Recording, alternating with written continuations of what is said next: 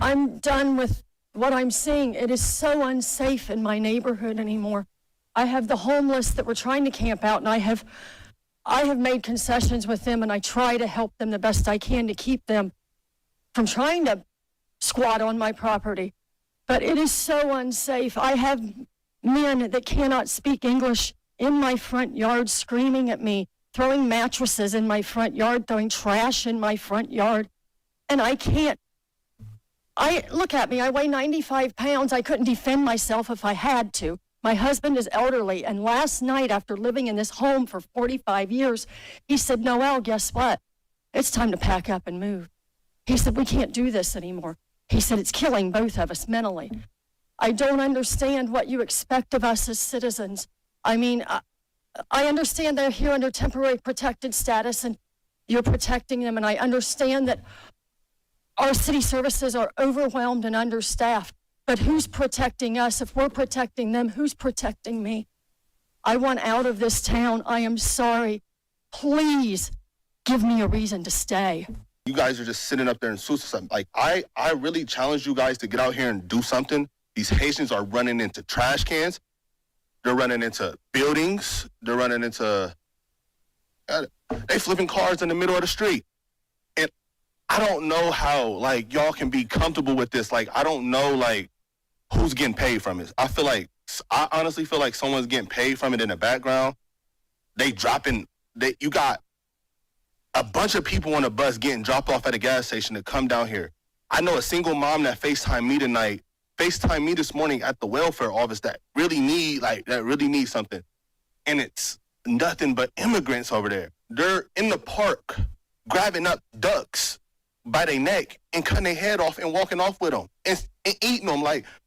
And it's going to get bigger, and it's only going to get worse. And y'all sitting up there in these chairs, all y'all need to get out here and do something. Y'all making hundreds of thousands of dollars. Y'all need to put on a T-shirt and some Crocs, and then y'all need to come out here in these streets, and y'all need to go out here and I'm out here before the police is.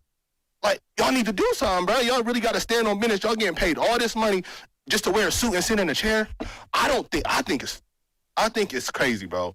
That's where they come from, and that's what they do. That's their country. I don't know what they got going on over there, but they can't do that over here. And if y'all just getting paid from it and then y'all ain't doing nothing about it, I think that's super weird, bro. Y'all got to stand on business. Y'all got to really, like, step up. Like, it's lame, bro. Like, for real.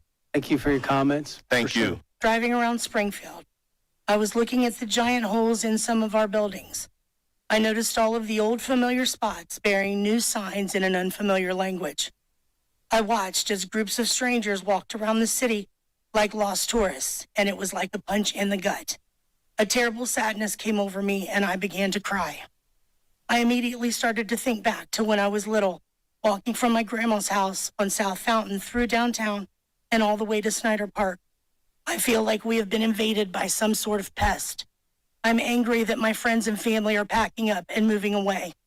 I'm angry that foreigners are using up the resources that were set up for the Americans that reside here.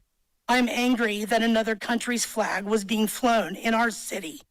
I'm angry when I see our businesses and recreational areas littered with garbage left by people that do not know or understand our laws and culture and are making no attempt to learn about them. And let me be clear, this is not about race. This is about people being given the privilege of coming here from another country and having no respect for our people, our land, or our life's work. People living their life here the way they did in Haiti, angry, stealing, polluting, living in filth, and acting like animals. These are not civilized people. Opening containers in our grocery stores, helping themselves to what's inside and throwing the rest onto the shelves and floors.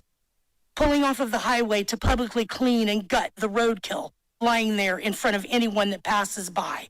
Stealing animals from farmers and leaving their severed heads at the side of an old school where children play. Relieving themselves in public. Making some barbaric stew out of the birds that live in our park. This is insanity, and it has to stop. What will become of Springfield? Where will we be in 5 years? The thought terrifies me. There have been first-hand reports of wrong-way drivers on one-way streets, drivers ignoring stop signs, and red lights and other traffic issues. There is the impact on businesses having to deal with language, cultural differences.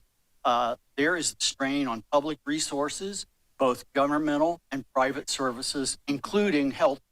I'm taking my cart down the grocery aisle, and I have 3 immigrants strapped across the aisle. Seen me coming, would not budge, wouldn't even, and I said, excuse me.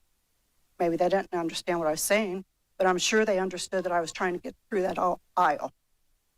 So I have no recourse now but to bust through it. I'm not afraid to do so.